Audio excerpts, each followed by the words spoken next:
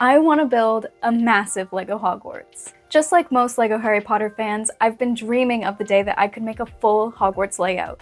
And now the time is finally here. So welcome to part 1 of my Building LEGO Hogwarts series.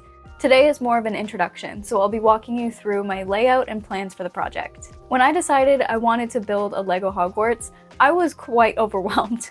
I've only actually made a handful of MOCs, and even less when I decided to start 6 months ago. But I got the space to put in a table, and I knew this was my chance. So without further ado, let me show you what I've got so far.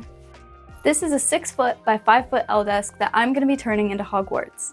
As you can see, I've already started planning with some base plates and placeholder buildings. These are just regular sets for now, but I plan to make a bunch of modifications and custom builds as I start to fill this whole thing out.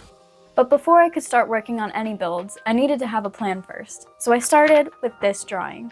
I had the Great Hall on the side, leading to the Astronomy Tower and Bell Towers with the Quidditch pitch sitting in the back. Next to that, I had the Clock Tower sticking out with a bridge leading over to Hagrid's Hut and the Forbidden Forest.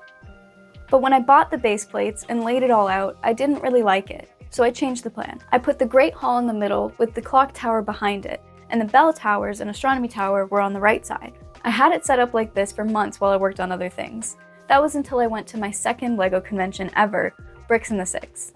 I saw so many large landscapes on display and quickly realized that I had not considered how I would transport my giant Hogwarts build. I wasn't thinking about displaying at conventions at first because it seemed like way too big of a task. But I realized that even then, I'm not going to be living in this house forever, and I'm gonna have to move this eventually. My original plan had all these flimsy base plates at the bottom holding everything up, and a large mountain and buildings all connected to each other. This sounded like a good idea at the time, because if it's all connected, then it's sturdy, right? But if I were to try and move something like that, the whole thing would have to be taken apart. So I pivoted back to my original design with a couple modifications. My original idea had more opportunities for disconnect points and would be more Mills plate friendly. And if you don't know what that is, don't worry because I didn't know either until just a few months ago. Basically, Mills is a system where you build a sturdy layer on top of a standard base plate, which allows you to create less flimsy builds and, more importantly, portable ones. By building my castle on top of Mills plates, I can have a solid foundation that will come apart into modules. However, these can be a bit pricey to make in bulk, so I'm thinking I'll add them as I go. For now, I've added a layer of just regular base plates so I can focus on making my buildings. So like I said, I have my unmodified buildings as placeholders right now, so I can get an idea of how I'm going to lay out my Hogwarts. Over here is where the Great Hall will sit with the boathouse. This is actually the first one that I'm working on, which is why it isn't here right now. Then there will be a bridge right here leading to the Astronomy Tower, and inside a courtyard, probably, I haven't quite decided, with the Bell Towers. And then that will lead down to a small little grassy area that leads to the Quidditch pitch over here. I have a video on Instagram showing how I made this if you want to check it out. Then over here, the Owlery, and the Clock Tower in front of it with a courtyard as well. I'm also planning on putting the herbology classes right here. Then from the Clock Tower, there will be a river underneath here. I don't have enough blue base plates, so that's why it's green.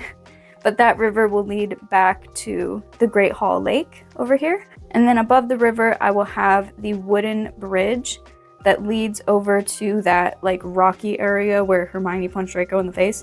And that'll lead down to Hagrid's Hut. And then all around will be the Forbidden Forest.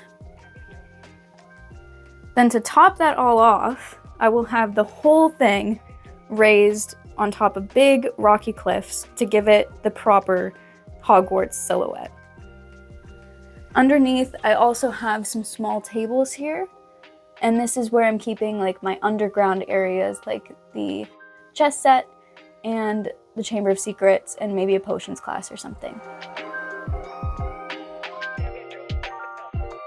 So that's my plan. It's very ambitious, but I'm excited to be working on a project like this and documenting the whole thing. It'll probably take me years to get to a point where I can call it finished, if it ever will be, but I'm happy to be working on something that I can modify and add to pretty much indefinitely. If you want to follow along my journey in creating this, you can subscribe to this channel or follow me on Instagram, where I'll also be giving all my updates. I'm hoping to make a video soon where I'm showing how I make the Great Hall, which is actually sitting behind me right here, so make sure to stay tuned for that. Thanks for watching.